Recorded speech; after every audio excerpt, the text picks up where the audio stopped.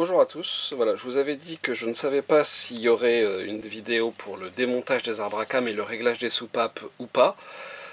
J'ai regardé côté droit, et côté droit, le problème va bien au-delà d'un simple réglage de soupape, puisque si vous regardez bien les arbres à cames, parce que l'on le voit bien, voilà, là, ils sont bien entamés les arbres à cames. Donc, alors en fait, il n'y a que cet arbre à cames là qui est à changer. L'autre en bas, il est bon. Et puis, les arbres à cames de l'autre côté étaient bons aussi. En plus de l'arbre à cames, si on regarde derrière, alors est-ce qu'on va voir? On verra au démontage. Hein. Mais ici, on voit que les linguets ont souffert. Donc, j'ai commandé un arbre à cames et deux linguets. Je vais vous mettre les références dans la description. Attention, les arbres à cames droit et gauche, c'est pas les mêmes. Évidemment, arbre à cames d'admission et d'échappement, c'est pas les mêmes non plus. Donc il y a 4 références pour les arbres à cames, il faut faire attention. Moi j'ai juste changé l'arbre à cames d'admission droit. Je vous donnerai toutes les références. Par contre, les 8 linguets, ce sont les mêmes.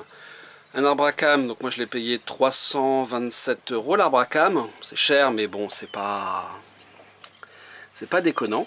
Par contre, les linguets, c'est 104 € pièce. Hein. Voilà. BMW fait la sourde oreille, enfin je pense va faire la sourde oreille parce que la moto n'est pas entretenue chez eux. Néanmoins, enfin alors, la moto a été entretenue, sauf la révision des 50 000 avant chez eux. On va voir ce que ça donne, hein. J'ai peu d'espoir, mais de toute façon là le problème, d'après la personne qui m'a vendu les pièces, un garage très sympathique à Henry, d'après eux, c'est quand même une panne assez régulière ces arbres à cames, surtout sur les premiers modèles. Et quand j'y suis allé pour commander ma pièce, il m'a dit une ERT de 2014. Je dis non, elle est de 2017. Normalement en 2017 ça ne devrait plus se produire. Donc a priori pour les plus récentes ça devrait marcher, mais force est de constater que c'est pas le cas. Donc on va démonter ça, on va voir comment on démonte les arbres à cames. Je ferai une petite explication pour vous dire comment on mesure le jeu, et de toute façon moi je terminerai par une mesure de jeu, bien que les arbres à cames et les linguets normalement c'est des pièces qui sont usinées avec une très grande précision, donc en toute logique il y a quand même un nombre quand même des possibilités non négligeables que les pastilles de réglage soient bonnes. Sinon il faudra que j'aille en acheter d'autres à la place des miennes. Voilà, on procède au démontage et puis au changement de cet arbre à cames. Donc voici l'arbre à cames d'admission. Donc vous voyez qu'il n'y a pas le pignon, et en plus c'est un pignon fou, donc il va bien falloir caler la distribution. Donc finalement c'est les outils que j'avais achetés juste pour les mesures, que je trouvais un petit peu superflu. Finalement ça va bien me servir.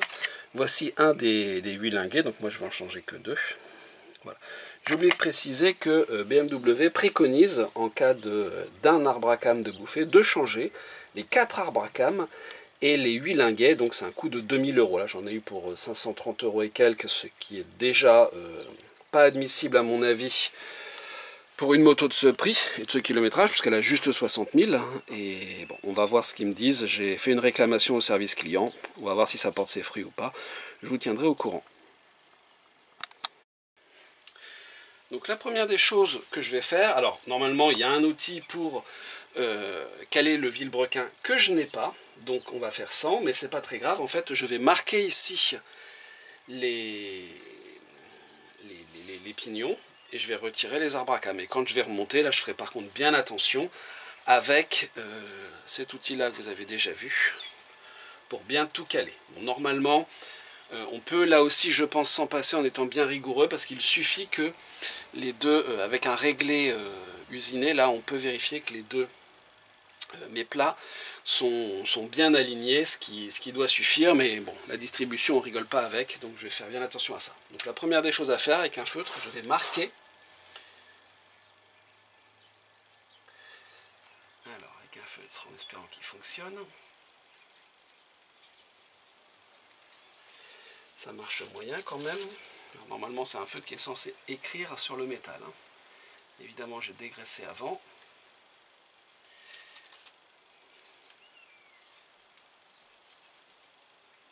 Bon, je vais bien faire attention quand je vais démonter de ne pas effacer les marques. Ça serait dommage. Et donc même chose de l'autre côté. Peut-être qu'avec de la peinture plutôt que du feutre, ça marcherait mieux.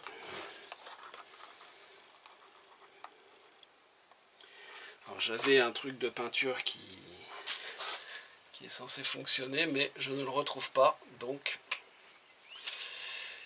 ça de trop bricoler. Donc là, pour l'admission c'est bon, c'est celui dont on n'a pas vraiment besoin. Et donc là, en plus je fais ça à contre-jour, donc c'est vraiment pas top.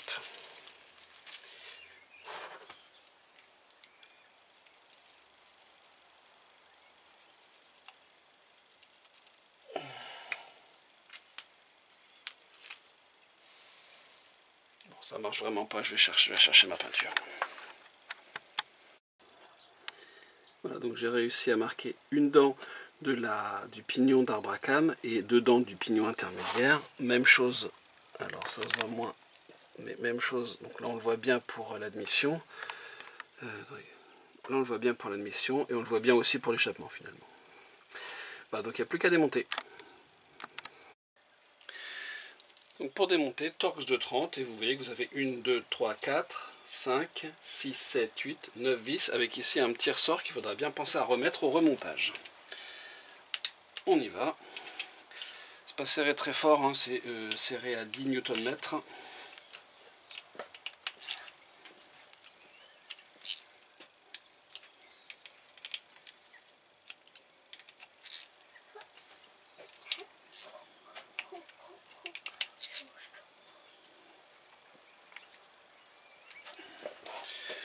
Voilà.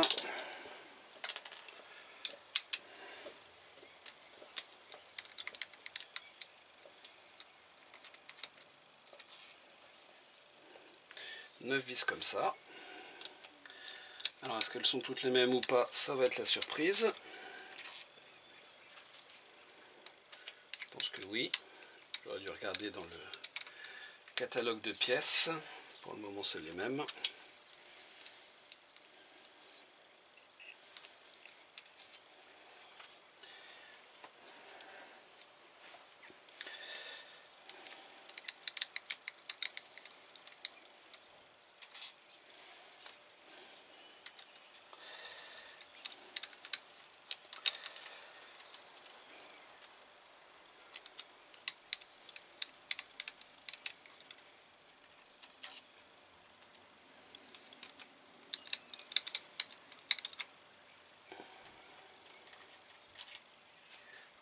J'ai oublié de retirer ici ça, le petit caoutchouc en dessous, c'est fait. Et donc la dernière, avec le petit ressort qu'on n'oubliera pas de remettre, je vais laisser le ressort dessus, comme ça je ne l'oublierai pas. Bon ben voilà, maintenant c'est le moment de vérité, on ne peut pas revenir en arrière. On va retirer ça.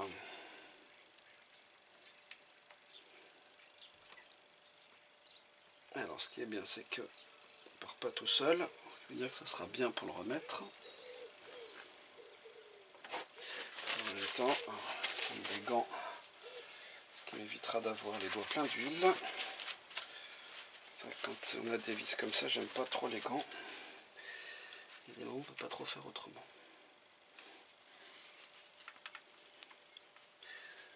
J'aurais pas oublié une vis. Non. Bon, bah.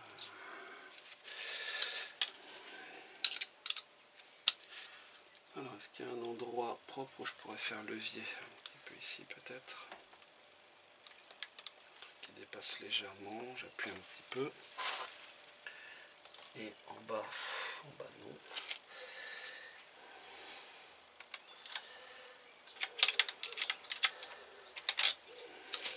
Bon. Ah bah, ça vient en fait. Voilà. Hop, et là, on voit mes marques sur les arbres à cames. C'est bon. Pour l'échappement. Et voilà pour celui qui nous intéresse. Remarquez que ici, il y a un joint qu'il faut changer s'il n'est pas en bon état. Moi, il est en bon état, donc on va le laisser comme ça. Ensuite, il faut retirer les linguets. Vous voyez que là, les linguets, ils ont quand même bien mangé. Donc pour retirer les linguets, on va retirer cette petite tige ici. Hop, c'est tout simple.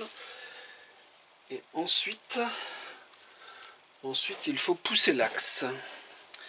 Alors, pour pousser l'axe avec un tournevis, ça serait bien. Il faut que j'aille chercher un tournevis pour pousser l'axe. Et ensuite, on aura accès au linguet.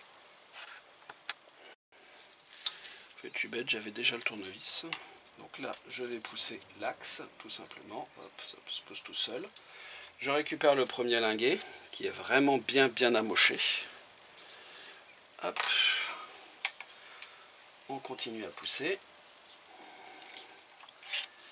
Par l'axe, voilà. Et voilà le deuxième linguet. Lui aussi bien amoché. Et en dessous, là, vous apercevez ici et là les pastilles de réglage. Ces fameuses pastilles qu'il faudra peut-être changer pour régler les soupapes. Mais donc ça, on verra au moment du remontage si jamais il faut les changer. Alors il est intéressant de voir que les linguets ne sont pas les mêmes. Donc ça, c'est les linguets que j'ai retirés. Vous voyez qu'il y a une petite encoche. Et de le linguet neuf que j'ai acheté, c'est pas le même. Là, le truc est fermé complètement. Et la construction n'est pas du tout la même en fait.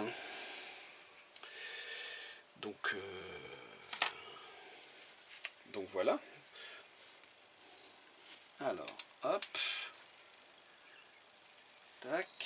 Je mets mon premier linguet. Alors comme ce ne sont pas les mêmes de linguets, ben, je crains qu'il ne faille effectivement changer des pastilles. On verra ça, mais si c'était le même modèle, il y aurait bon espoir d'eux, mais là, peut-être pas. Hop, voilà donc mon deuxième linguet, lui aussi fermé. Voilà.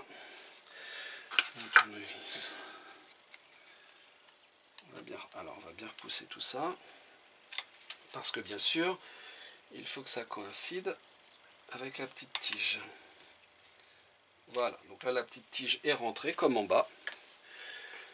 Donc c'est bon, c'est positionné. Ensuite, il va falloir monter le pignon sur l'arbre à cames. On voit bien la différence entre les deux, je pense. Un qui est vraiment mangé et l'autre qui est tout neuf. Bon. Donc je vais aller chercher un outil. Ceci doit être serré assez fort, un petit étau pour prendre ça dedans, et puis on va dévisser, revisser. Voilà, donc là j'ai mis ça dans un étau pour juste desserrer la vis. Ensuite, ça se dévisse. Mais vous voyez, le problème ici, c'est que c'est un pignon fou. C'est pas du tout retenu, donc il va falloir bien faire attention au moment de caler. Voilà la vis. On retire ça. Et a priori, bon non, c'est pas le cas. J'avais vu qu'il pouvait y avoir des plaquettes pour le réglage du jeu, mais ça n'est pas le cas. Donc voilà mon arbre à cames de merde, que je remplace par cet arbre à cames neuf. J'approche juste la vis. Et puis on va remonter tout ça. Alors, lui, il doit aller comme ceci. Voilà. Alors, forcément, ça ne tient pas, c'est normal. Le joint, il est collé, on va le laisser comme ça. Ensuite, l'arbre à cames d'échappement. C'est là qu'on est content d'avoir fait des marques. Voilà, je maintiens ça. Et 1, 2, 3, hop.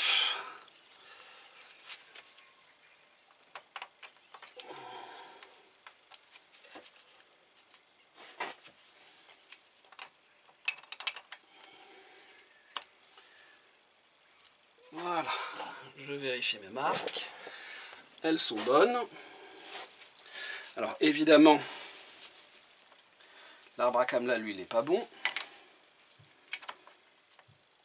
Puisque...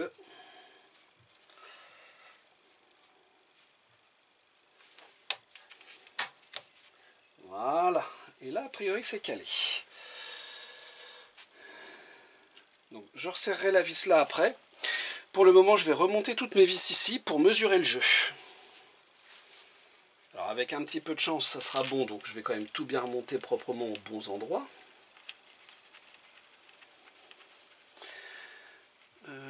Mon tournevis, il est où? Il est là.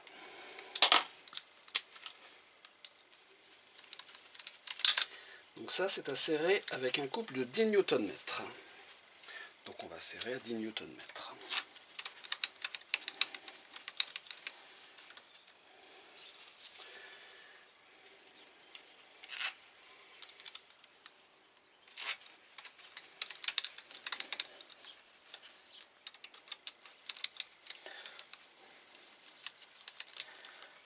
Voilà, je fais ça un peu en quinconce.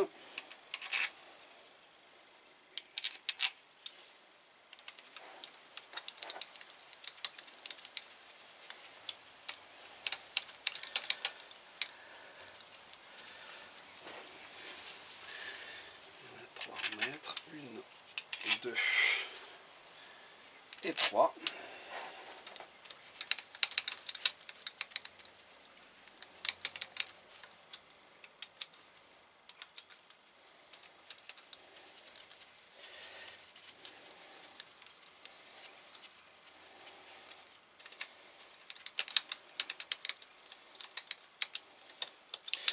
Voilà, c'est resserré, alors pas au couple, je vais chercher ma clé dynamométrique pour serrer au couple. Clé serrée à 10.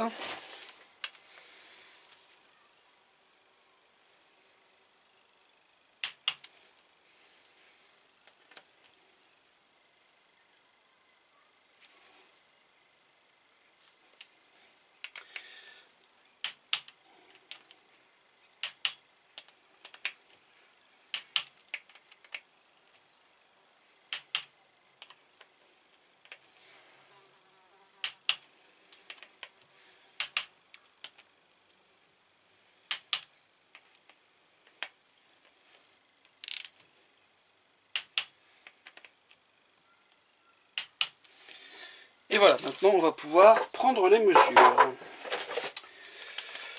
Hop.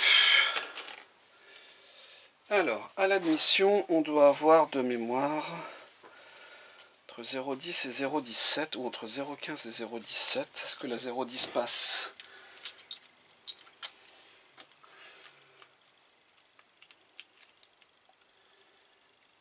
La 0,10 passe pas.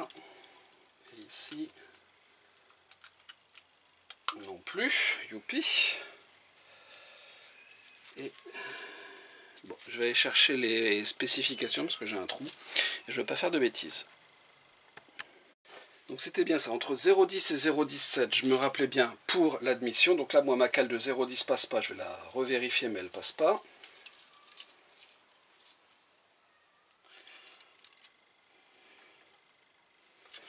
Là, elle passe pas, et là, elle passe pas non plus.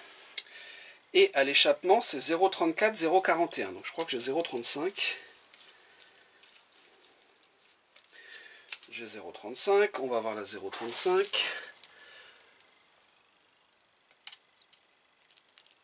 Elle passe pas. Ici. Elle passe pas non plus. Bon, donc il va falloir que maintenant que je mesure précisément le jeu pour savoir quelle pastille je dois mettre. Alors, j'ai du 5, est-ce que ça passe le 5? Alors 5 centièmes ça passe. Et ici, 5 centièmes ça passe. Ok. On va essayer 7 centièmes. 7 ça passe.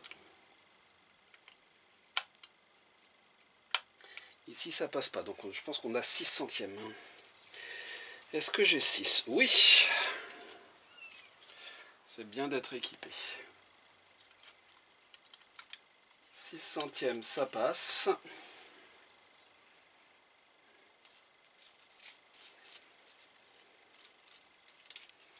Je revérifie le 7.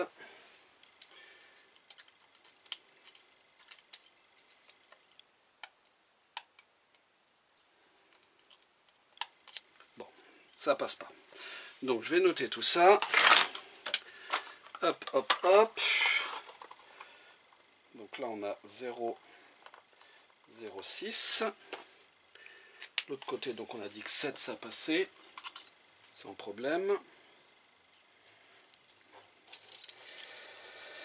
Alors j'ai 9, je dois avoir 8 aussi, on va essayer 9. 9 ça passe pas. On va essayer 8. Alors, 9. 5, 7, 8, c'est là.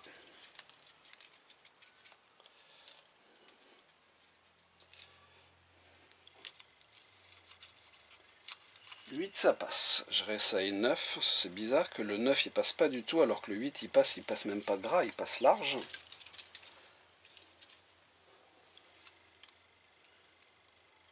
Non, le 9 passe pas. Donc ici on a 0,08. En bas, donc on a vu que le 34, le 35 passait pas. Donc on va essayer 30.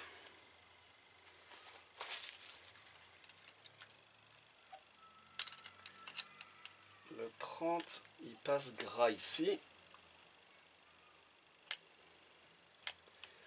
Et ici aussi, on réessaye le 35.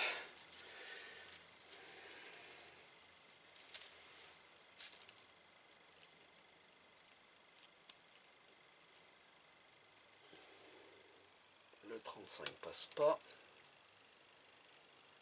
Et le 35 passe pas. Bon, et ben voilà. Donc on a 0,30 pour les deux. Ce qui fait qu'on n'a pas assez de jeu. Donc moralité, je vais être obligé de démonter pour remonter tout ça. Cela étant, je vais en profiter pour bien serrer ça. Je resserrerai au couple après, mais comme ça mon arbre il sera monté complètement et voilà. Donc je vais resserrer ici.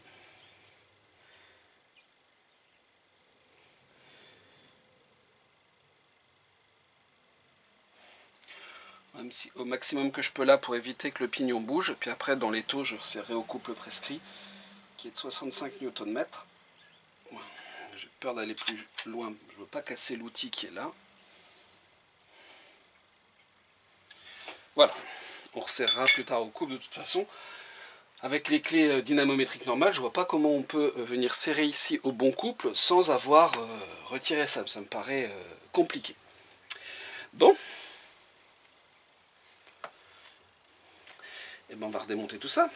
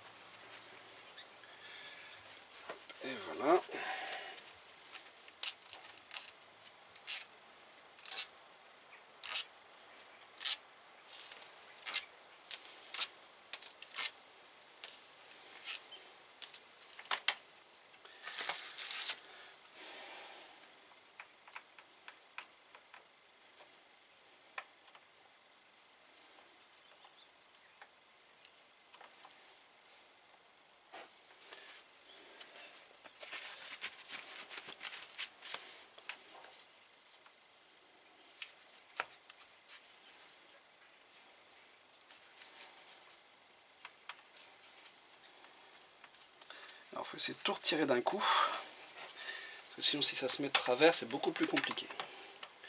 Voilà. Alors une fois qu'on a fait ça, maintenant, donc on se retrouve dans la configuration du vrai réglage des soupapes. Donc maintenant, ce que l'on va faire,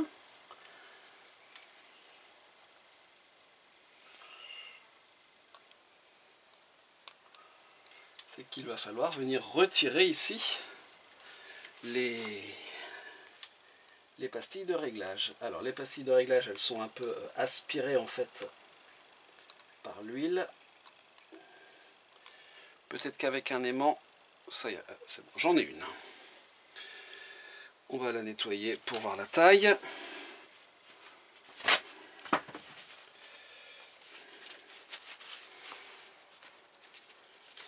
Alors, est-ce qu'il y a quelque chose de noté dessus?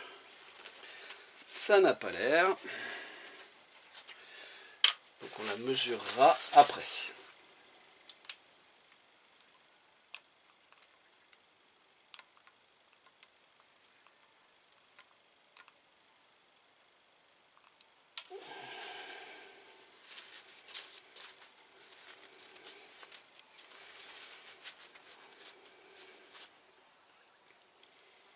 Il n'y a aucune info dessus.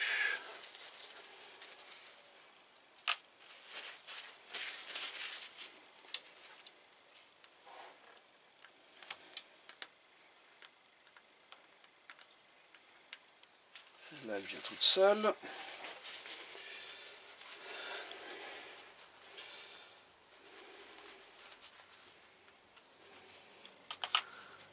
Même chose, il n'y a pas d'info dessus. Et puis la dernière, hop, hop, hop. Voilà.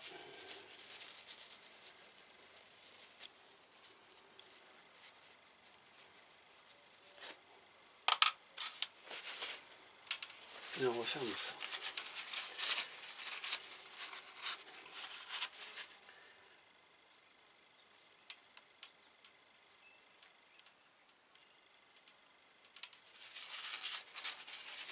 Peut-être changer celui-là, mais on verra ça dans 20 000 km. Je vais quand même inspecter l'arbre à cam d'échappement.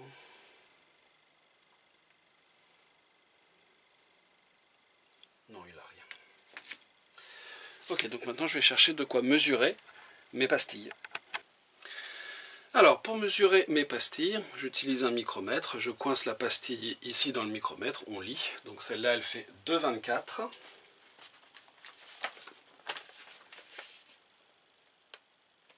De mm et 24 mm. Sachant que, alors si je vous dessine ça,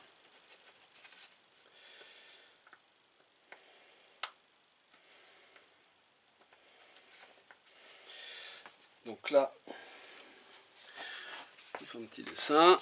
Hop, vous avez la pastille, le linguet, la soupape. Ici, donc à l'heure actuelle, pour cette soupape-là, on a un jeu de 0,06. La pastille de réglage mesure donc 2,24. 2,75 c'est autre chose. Et donc pour agrandir mon jeu de soupape de 0,06 à 0,10 minimum, il faut ici passer à 2,20. 2,18, ça marchera aussi. Puisqu'on doit être entre 0,10 et 0,17. Donc même 2,16, ça passe aussi. On sera à l'autre limite. Ce qui nous laisse 3 possibilités, mais la 2,24, elle est trop grosse. Ensuite, il n'y a plus qu'à faire la même mesure avec les 3 autres pour savoir la taille des 3 autres pastilles à installer. Me voilà de retour de chez mon marchand de pièces préféré qui m'a fourni 2 pastilles de la bonne taille. Des pastilles donc de 2,18 mm. Alors il est assez sympa puisque il m'a permis, en fait il m'a échangé 2 pastilles de 2,18 contre mes 2 pastilles. Donc ça c'est vraiment sympathique de sa part. Et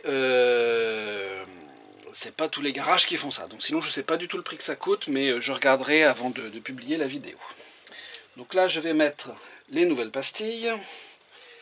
Hop, alors je mets une petite goutte d'huile tout simplement pour qu'elle soit attachée. Hop. Alors je ne l'ai pas mise dans le bon sens.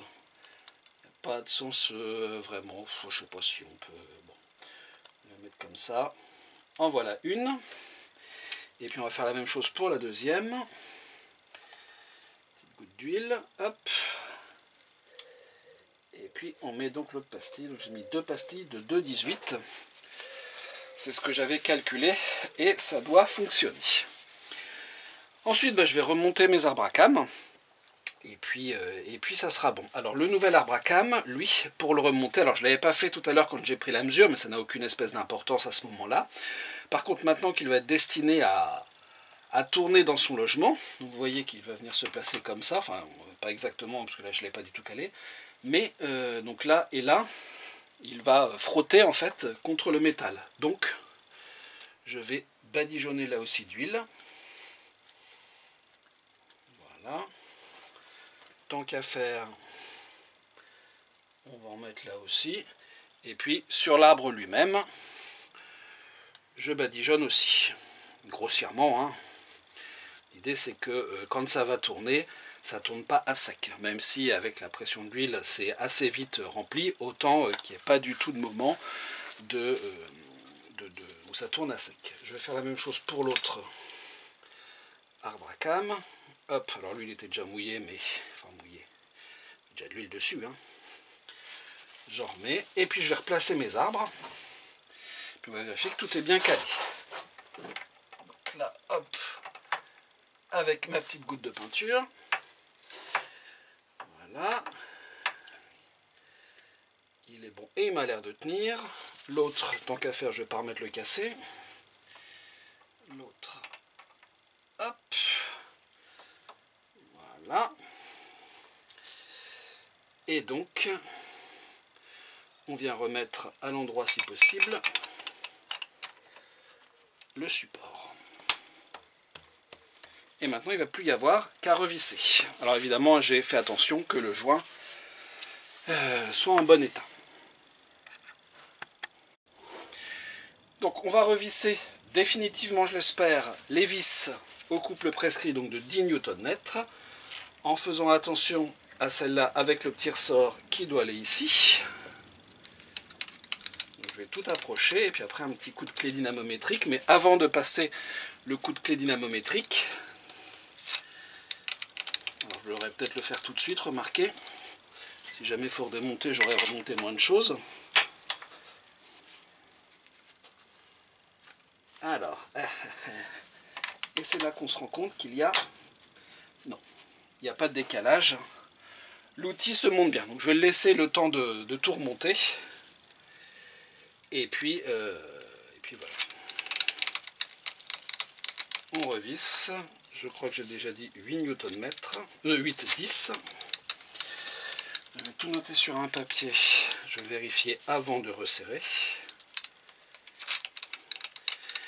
Et donc la notice entre guillemets préconise de, même si elle ne le préconisait pas, je le ferai quand même, de resserrer ça un petit peu en quinconce.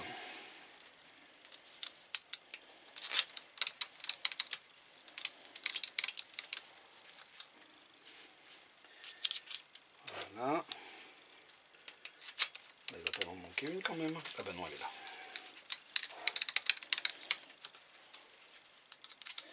Et voilà la dernière. Après on fera un petit coup de clé dynamométrique. Et ça sera bon. Donc je vérifie, le porte-arbre à cam est à 10. J'ai oublié de dire, donc j'ai revissé la vis ici. Une fois que c'était bien serré, donc je l'ai revissé à l'étau, dans l'étau, en protégeant bien sûr l'arbre.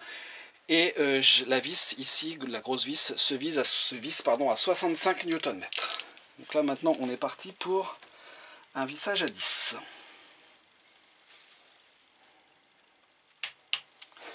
Voilà, ensuite on va partir en bas. On va faire ça en croix.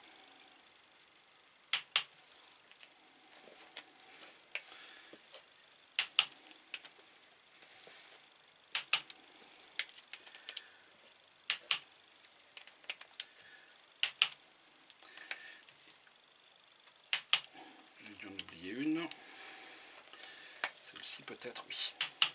Je vérifie.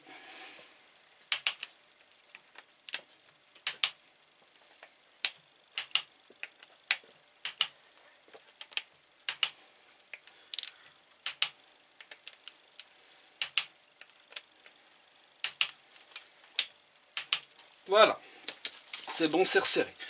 N'oubliez surtout pas de retirer l'outil parce que le couvre-culasse rentre avec l'outil en place et forcément si l'outil est en place vous allez avoir des sacrées difficultés pour démarrer. Et moi en fait quand j'ai découvert l'arbre à cam en mauvais état, j'étais tellement énervé que j'ai tout remonté d'un coup et puis après j'ai cherché l'outil pendant un certain temps parce que il était resté à l'intérieur. Donc je retire l'outil. Alors, pourquoi est-ce qu'il ne veut pas partir? J'avais un gros tournevis. Fut un temps, donc je pense que voilà.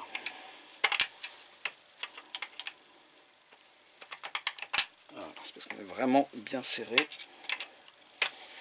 Voilà. Donc là, a priori, on est bon. Donc ce que je vais faire, c'est que je vais faire tourner le moteur d'un tour complet, voir si tout se passe bien, et recontrôler ici la distribution. Donc, avec mon super outil, alors il faut apprendre à bien le placer, voilà, hop, on est parti, je fais tourner.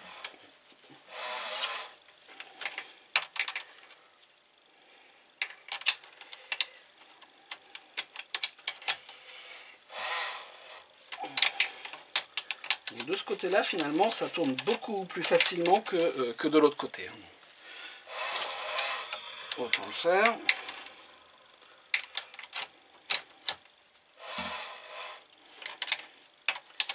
On entend bien la compression.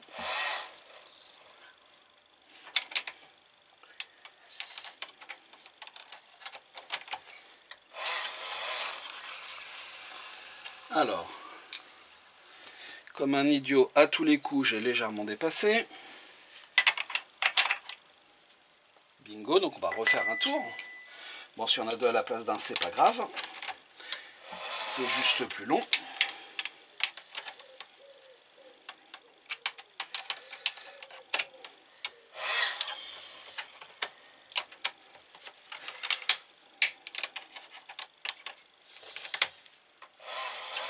Bon, je regrette quand même pas l'achat de cet outil. C'est pas très cher. Je crois que je l'ai payé dans les 25, entre 25 et 30. Mais ça aide quand même beaucoup pour positionner l'arbre dans le bon, les arbres dans le bon sens. Alors je fais attention pour ne pas refaire de troisième tour. 2 c'est bien.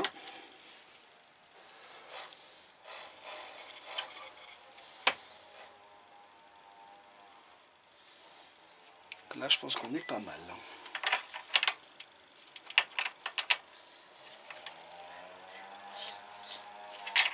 Je suis allé là aussi un petit peu trop loin. Bon ben on est bon pour un troisième tour.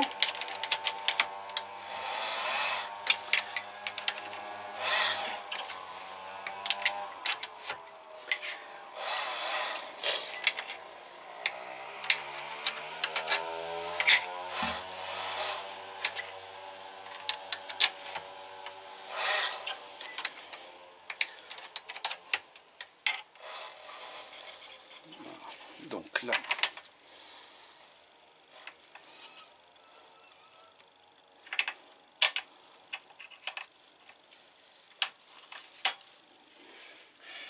voilà, et je contrôle que mes touches de peinture sont bonnes. Donc on est bon. Et voilà, et là ça s'en va tout seul. Donc ma distribution maintenant est bonne. Il n'y a plus qu'à tout remonter avec la bougie. Ne pas oublier la petite protection en caoutchouc qui va en dessous. Voilà. Ensuite, il faut nettoyer les joints pour tout remettre. Alors, j'avais du nettoyant. Où est-ce qu'il est? Il est là.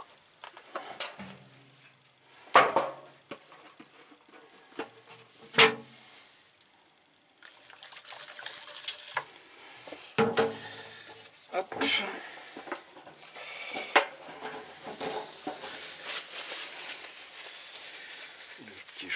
là, hop hop hop. Petit coup de nettoyant dégraissant. Ici aussi.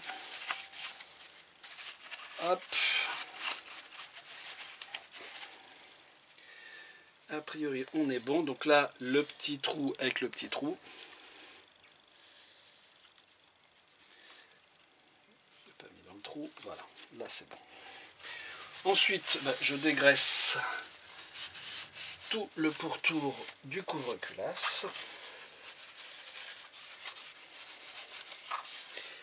Et je vais faire la même chose sur le joint et sur le couvre-culasse lui-même.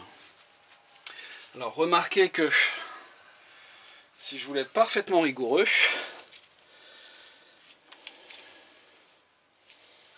on pourrait contrôler. Alors où elle est ma jauge de 10? 7, 8, 9, 10. Donc là le 10 doit passer. Le 10 passe, le 10 passe, 17 ça ne doit pas passer, alors on va essayer 15. Est-ce que j'ai du 15? Oui. 15 il passe, ici il passe pas, ici il passe gras, donc pour le 0,17 on est bon. J'ai dit que je nettoyais le joint maintenant. Alors, hop, on dégraisse les deux côtés. Donc là, vous remarquez qu'il y a un petit creux. Voilà, il se place très bien là-dedans. Alors, ce que je vous conseille, en fait, moi, c'est au cas où d'avoir un jeu de joint neuf. Je vous mettrai les références, comme ça si jamais il y a besoin de le changer, et ben c'est bon. Tout en sachant que donc BMW dit qu'il ne faut pas le changer à chaque fois, si on nettoie bien ça marche, mais qu'évidemment, si jamais ça pisse, il faut le changer. Je remets le couvre-culasse. Voilà. Hop.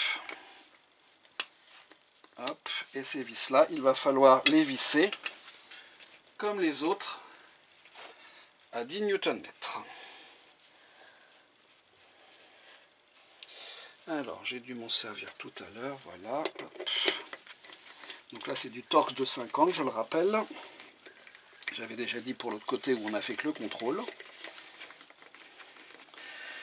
Et là, c'est du 16, si jamais, comme moi, vous avez la protection.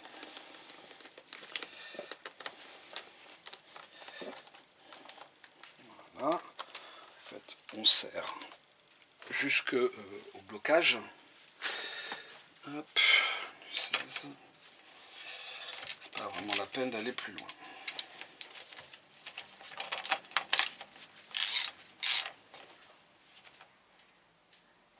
Je rappelle que si vous serrez trop, ce sont des vis très fragiles, donc qui peuvent vraiment facilement casser. Quand je dis vraiment facilement, alors pas sur un R1200, mais sur R1150, R1100, j'en ai déjà cassé plusieurs.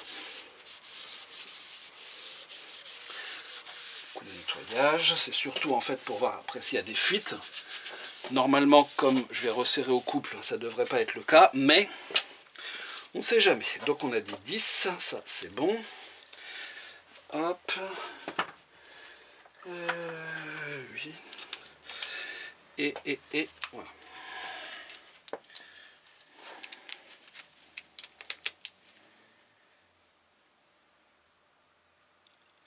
Je n'ose pas trop y aller, donc je ne vais même pas cliquer la clé là.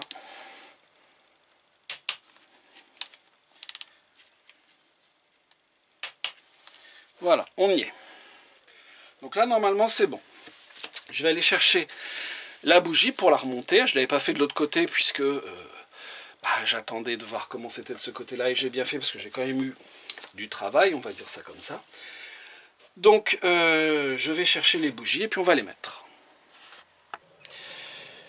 Donc, pour les bougies, NGK LMAR 8DJ, est-ce que vous bien, de toute façon ça sera noté. Il vous faut une clé de 14 pour les bougies. Donc je crois que je l'ai déjà dit, c'est la clé de la mini de ma femme, mais bon, c'est la même chose.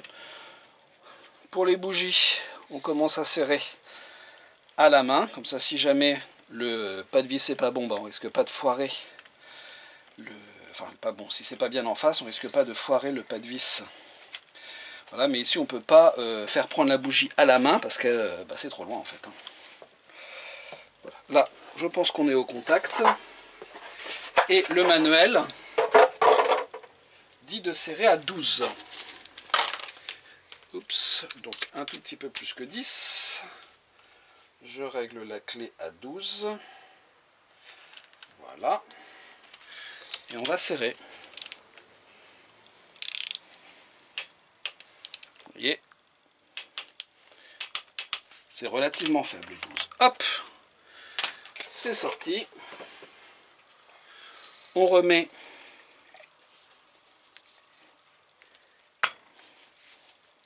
voilà la bobine crayon. Et ensuite, on va replacer tout ça. Donc ici, il y a une vis à mettre qui va être à visser à 8. Où est-ce que je l'ai mis cette vis? Je l'ai mise ailleurs. Donc voilà la vis. C'est du Torx de 30, comme pas mal de vis ici. Hop, et là. Alors où est-ce qu'elle est? Elle est là. Voilà, on visse au contact. Zut.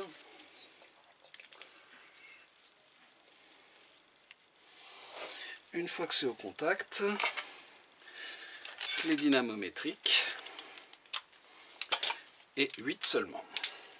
Alors ça, je pense que typiquement c'est le genre de choses qu'on n'a pas besoin de serrer à la clé dynamométrique, mais moi quand il y a un couple de prescrits, j'aime bien le respecter. Voilà, 8.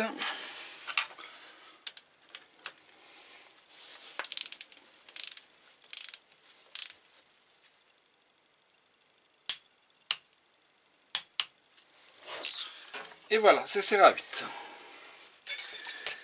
Et maintenant, il n'y a plus qu'à remettre tout l'accastillage. Donc, on va remettre le couvre-bougie. Alors, est-ce qu'il faut le remettre en premier? Je ne suis pas sûr.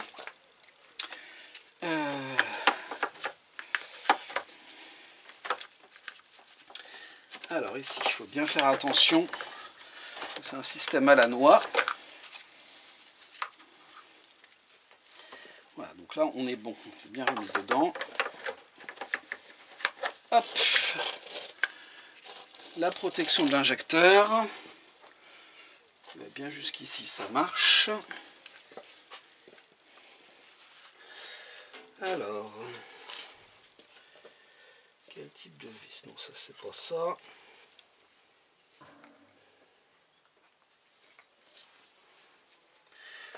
On dirait qu'il me manque une vis. Ça c'est pas le bon côté.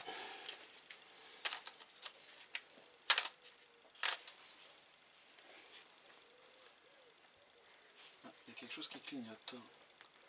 C'est la lumière. Laquelle? Je pense que c'est celle-là. D'accord, bon, on va surveiller. Hop.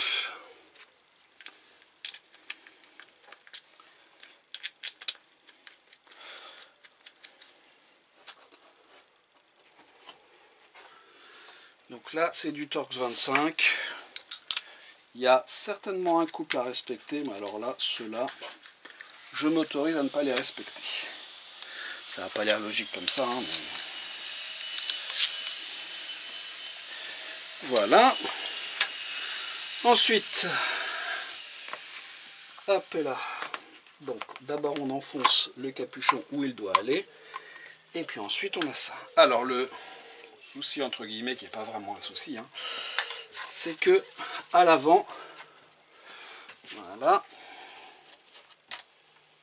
Donc, c'est la même vis qui tient à la fois la protection et le cache de la bougie.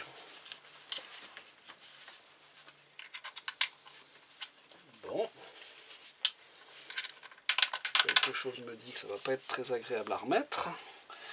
On va y arriver quand même.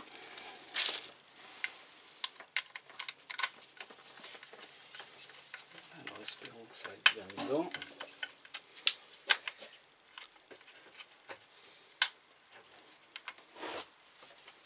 Bon. Voilà. On dirait qu'il n'est pas bien mis. Il tire beaucoup à l'avant.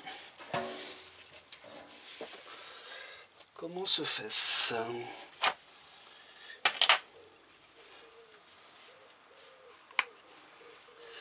C'est peut-être le cache bougie qui n'est pas bien remis.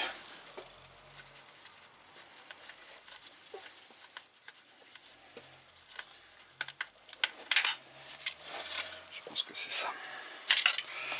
Alors le cache bougie. En même temps, il n'y a pas 50 façons de le remettre. Donc là, ici, il est bien rentré. Ici aussi.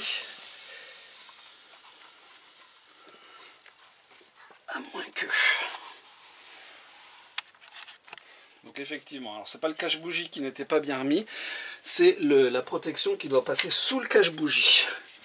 Et là, tout de suite, ça se met parfaitement en place. Alors, donc il y a une vis qui va là. Voilà. Une vis, je l'avais, qui va devant. Et qui, quand on met les choses dans le bon ordre, rentre alors bien là où il faut. Je ne suis pas sûr que ce soit bien rentré, mais on va bien revisser pour que ça rentre bien là où il faut. Il y a un peu de travers, ça ne me plaît pas, on remettra bien après. Et ensuite, la vis en dessous que j'avais pas vue au départ, qui se remet en dessous, comme son nom l'indique. Hop, on resserre. Voilà, celle-là c'est du gros. Je pense que c'est du 50. Je l'avais il y a une seconde, en bout de 50, je ne sais pas où il est passé.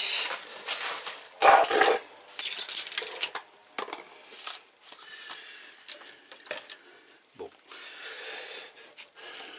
toute façon, on va le retrouver après. Je vais surtout regarder à l'avant parce que ça ne me plaît pas trop. C'est un petit peu de travers. Et j'aime pas trop ça. Je vais regarder à l'avant pour mieux revisser. Et voilà, c'est refermé de ce côté-là. Maintenant, il n'y a plus qu'à refermer l'autre côté de la même façon, et puis je vais vidanger, et puis on essaiera après. Donc je suis en train de faire la vidange. Là, c'est le bouchon avec un aimant. Il y a un petit peu de cochonnerie dedans, mais comparativement à la quantité de matière qui a disparu de l'arbre à cames, c'est pas énorme. Au 50 000, il n'y avait pas de trace du tout.